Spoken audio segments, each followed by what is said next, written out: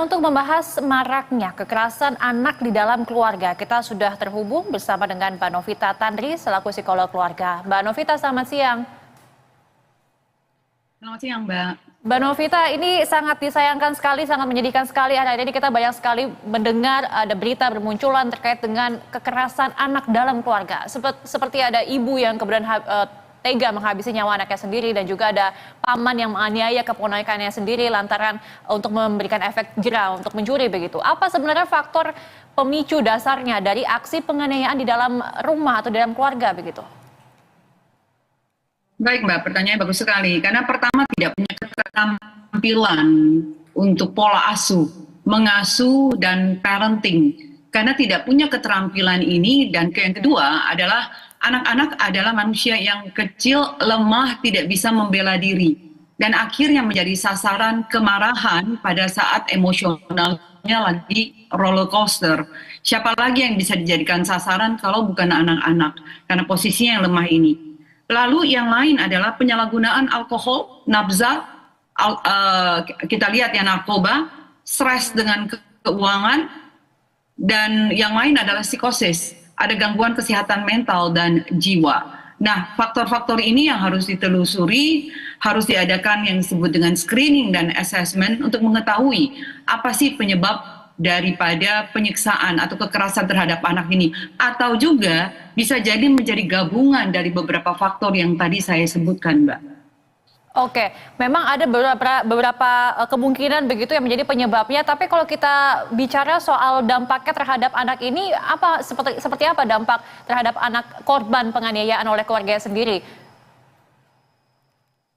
Baik, Mbak Didis. Jadi kalau bicara tentang apa yang akan terjadi di masa depan, atau mungkin yang paling pendek gitu ya, anak-anak kan mengalami gangguan kesehatan mental, Mbak. Anak-anak yang diberikan kekerasan terus-menerus akan menganggap bahwa kekerasan adalah hal yang lumrah terjadi di dalam dunia dia. Dan dia juga akan melakukan kekerasan yang sama terhadap orang lain, atau bahkan lebih melampiaskan kekerasan yang lebih ekstrim kepada teman-temannya atau orang lain. Dan memang kekerasan tidak dibenarkan di dalam bentuk apapun dalam mendidik dan mengasuh anak-anak. Keterampilan ini yang harus dipunyai oleh orang tua, bahwa menjadi orang tua tidak datang dengan manual booknya, apalagi ditambah setiap anak unik dan berbeda, punya kepribadian, punya karakter, punya masing-masing hal yang dibawa ada di dalam. Jadi memahami anak aja sejak lahir itu sudah butuh satu keterampilan yang luar biasa, apalagi kalau tidak punya, dan banyak faktor yang akhirnya mendukung akumulasi anak menjadi sasaran, Mbak Didis. Oke, nah yang juga disayangkan juga beberapa kali kita melihat ada kasus-kasus kekerasan yang terjadi di dalam rumah, kemudian direkam begitu oleh anggota keluarga lainnya, dan ini tidak tahu kenapa tidak dilaporkan dan juga lain sebagainya. Tapi kalau misalkan kita mengetahui adanya penganiayaan anak di dalam sebuah rumah atau di dalam sebuah keluarga, apa hal utama yang harus kita lakukan? Nggak boleh tinggal diam, Mbak Didis, harus dilaporkan. Bahwa setiap orang yang menyaksikan, mendengar bahwa ada terjadi kekerasan kekerasan terhadap anak, itu harus melaporkan. Itu wajib hukumnya. Tidak boleh dibenarkan seperti dulu kita menganggap bahwa ini urusan domestik, bukan urusan kita. Nggak usah campurlah urusan rumah tangga orang lain, tidak. Anda yang menyaksikan, Anda yang melihat dan mendengar terjadi kekerasan terhadap anak dalam bentuk apapun, wajib melaporkan. Karena kalau tidak, yang menyaksikan, yang melihat dan yang mendengar juga akan dikenakan undang-undang terhadap perlindungan anak.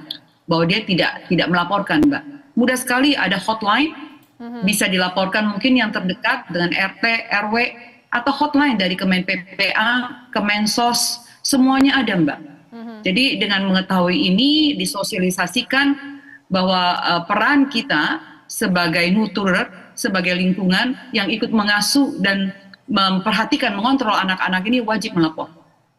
Baik, baik. Pentingnya adanya keterampilan parenting untuk orang tua bisa mendidik anaknya dengan baik dan benar, tidak menggunakan kekerasan dan tidak dibenarkan ya kekerasan dalam bentuk apapun.